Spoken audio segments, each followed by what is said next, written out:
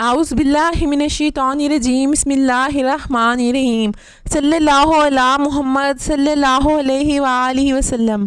یہ بھی فیض عشق ہے ورنہ کہاں میں کہاں درود پاک۔ آج ہم آپ کے ساتھ ایک ایسا نورانی راز بیان کرنے لگے ہیں جو لوگ درود شریف پڑھتے ہیں۔ اب وہ جو راز ہے نورانیت کا، روحانیت کا، وہ آج ذرا غور سے سنیے گا۔ وہ لوگ جو اہل درود ہیں، جو درود شریف سے محبت کرتے ہیں اور درود پاک کے ذکر کو اپنی زندگی کے اندر مسلسل استقامت کے ساتھ شامل کیے ہوئے ہیں، جو اللہ کے بندے مسلسل درود پاک پڑھتے ہیں، چاہے وہ بندہ دنیا کے کسی کونے کسی خطے میں بھی بیٹھا ہو، تو کیا عمل جو اسی وقت جو اس کے ارد گرد ہے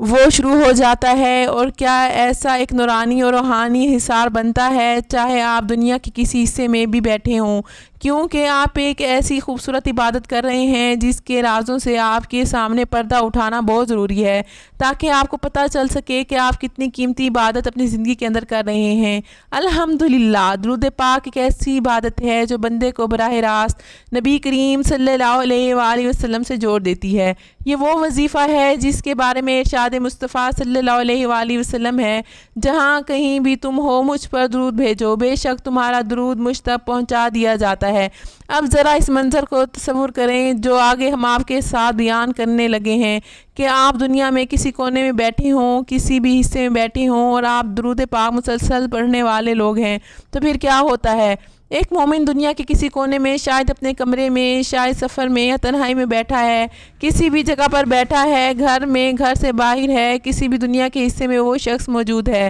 جب وہ زبان سے اخلاص کے ساتھ درود پاک پڑھ رہا ہو تو ایک اتنا خوبصورت آسمانی عمل بنتا ہے، نورانیت بھرا، کہ آپ انشاءاللہ تعالی جب اس کا تصور کریں گے تو آپ کی روحیں جو ہیں سرشار ہو جائیں گی۔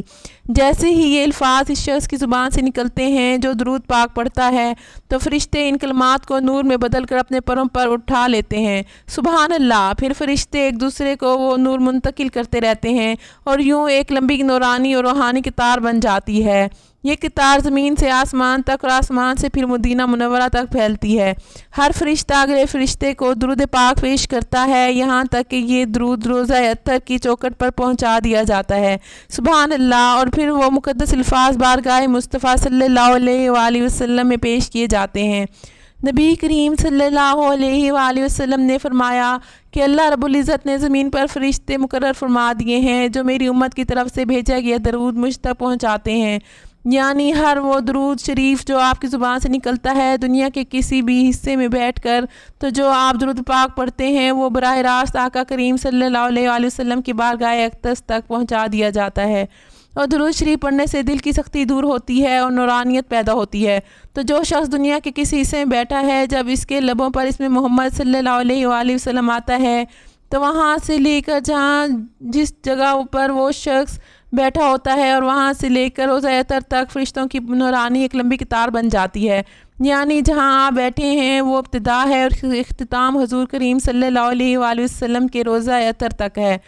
اور وہ جو سارا آپ کا وہ دورانیہ، وہ سفر، وہ ایک فاصلہ، وہ فرشتوں کی قطاروں سے بھر جاتا ہے۔ سبحان اللہ! کیا خوبصورت یہ تصور ہے۔ جب آپ درود شریف پڑھتے ہیں تو ذرا آپ تصور میں یہ چیز لا کر تو دیکھیں کہ آپ دنیا کے کسی کونے میں بیٹھے ہیں، آپ کے ہاتھ میں تسبیح ہے، آپ تسبیح پر آنکھیں بند کر کے تعظیم کے ساتھ سر جھکا کر ادب کے ساتھ درود شریف پڑھ رہے ہیں، اور جس جگہ پر آپ بیٹھے ہیں پھر وہاں سے روحانیت کی، نورانیت کی فرشتوں کی لمبی قطار بننا شروع ہو جاتی ہے۔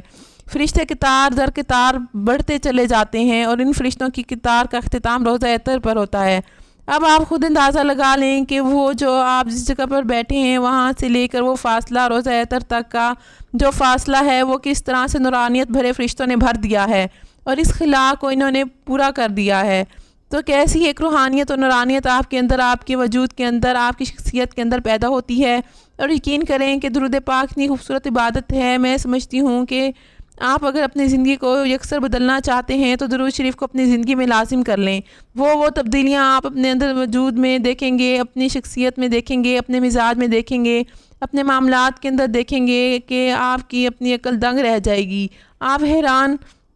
ہو جائیں گے، سوچیں وہاں تک جا ہی نہیں سکتی جتنا درود پاک پڑھنے سے آپ کی زندگی بدلتی ہے، انقلاب آ جاتا ہے زندگی کے اندر۔ اور پھر اتنی خوبصورت فضیلتیں جو آپ لوگوں کے ساتھ ہم بیان کرتے ہیں کہ کتنی برکات، کتنی رحمتیں، کتنی نورانیت اور کتنی نور بھری یہ عبادت ہے۔ اگر اپنے اندر نور بھرنا چاہتے ہیں تو بس پھر درود شریف کو اپنی زندگی کا حصہ بنا لیں۔ انشاءاللہ تعالیٰ آپ کہیں گے کہ زندگی کے اندر کچھ شامل کیا ہے، کچھ عبادت آپ کر رہے ہیں۔ تو میری اللہ رب العزت کی بارگاہ میں دعا ہے کہ اللہ پاک آپ کو اور مجھے ہر وقت ہر سانس کے ساتھ اپنے نبی علیہ الصلوۃ والسلام پر درود و سلام پڑھنے کی توفیق عطا فرمائے۔ آمین یا رب العالمین۔